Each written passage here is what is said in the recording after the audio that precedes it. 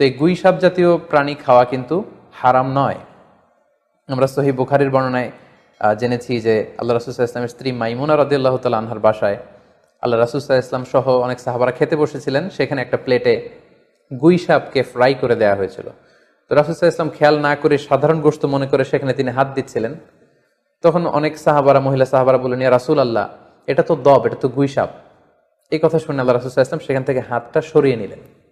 তো এই দৃশ্য দেখে খালিদ ইবনে ওয়ালিদ রাদিয়াল্লাহু তাআলা আনহু উনি জিজ্ঞেস করলেন, ইয়া রাসূলুল্লাহ, গুই সাপ খাওয়া কি হারাম? হারামুন আদ-দাব্বু ইয়া রাসূলুল্লাহ, আপনি যে হাত সরিয়ে নিলেন, গুই সাপ খাওয়া কি হারাম? আল্লাহ রাসূল সাল্লাল্লাহু আলাইহি ওয়াসাল্লাম বললেন যে না, গুই সাপ খাওয়া হারাম নয়, তবে আমি এটা খেয়ে অভ্যস্ত নই, আমাদের এলাকাতে এটা পাওয়া যায় না, এজন্য আমি এটা খাচ্ছি না। তাহলে বোঝা গেল এক্ষেত্রে এটা রুচির সাথে সম্পৃক্ত।